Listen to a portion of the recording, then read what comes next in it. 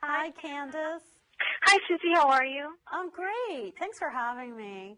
Of course. Thank you so much for joining me. I appreciate it. So what are the most common flu symptoms, and how do they differ from the common cold?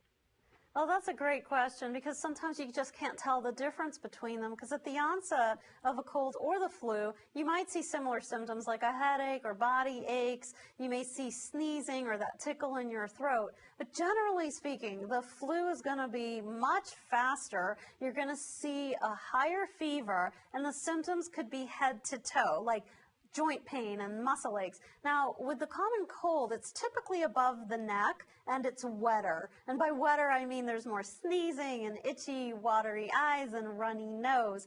The cold is more self-limiting, whereas the flu sometimes, can have symptoms last for weeks. And in fact, depending on the flu strain and the person that gets infected, it could be potentially life-threatening complications. We see pneumonia occurring sometimes, and there's about 36,000 people that die annually in the United States from the flu. So it's not something to sneeze at. And how can everyone do their part to prevent spreading germs? Stop talking, right? Well, yes. I'm kind of kidding. Because the flu is spread by talking and coughing and sneezing. If you touch something that someone has touched and you pick up that germ. So those germs enter your body one of two ways, either through your nose or your throat. Sometimes the eyes, but it's usually the nose or the throat. So I like to protect those areas, and you can do that now with a cool new product that's available at pharmacies nationwide. It's called Flunada, and it's the first product of its kind. It's the only product of its kind, and it's a homeopathic blend that is zinc-free, and it actually inhibits the replication of these bugs. So it halts their growth, it slows their growth down, and that's important because these bugs get in us and they hijack our immune system and they make us miserable. And what are some of the most common flu myths? Well, one myth is that you can take an antibiotic for the flu or the common cold, but those antibiotics only address bacteria. The flu is caused by the influenza virus. So an antibiotic isn't going to work.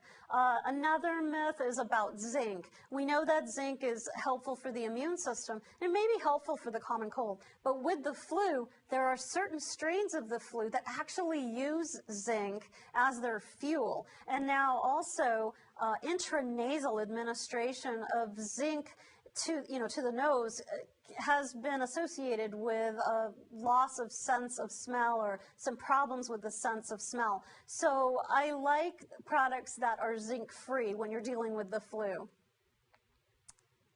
And how does holiday season stress play a role in our immune system? Well, the holiday stress brings with it a higher secretion of adrenaline and cortisol, and these are stress hormones that in excess can weaken our immune system and make us more susceptible to bugs. So, do the best you can to avoid stress. I know it's really hard, but sometimes you have to say no. A lot of people say yes when they mean no. And another thing we can do is avoid those germ hotspots, places like the mall. Maybe you can buy it over the internet.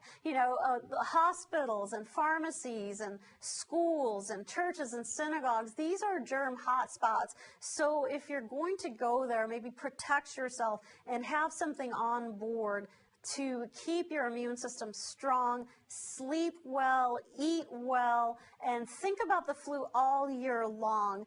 Make an investment in your health by taking care of yourself all year long by eating right and sleeping more and taking antioxidants. Those are important for immunity. And then when the flu season is among you, then you're not as high a risk.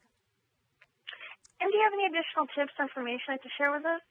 I do. I think it's important for people to know that heading into the flu season, which is going to get dramatically more active in the coming months, to do the best you can to wash your hands, to sleep more, to reduce your stress level as much, and then think about Flunada, because here's a product that's brand new, changes the way we think about the cold and flu. Doesn't matter if you can tell the difference or not. This is sprayed into the nose and the throat, and that's where 90% of the germs enter your body. You've got to protect those areas.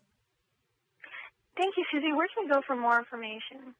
Oh, I think the cdc.gov is an excellent website. You can track flu activity there, and also flunada.com.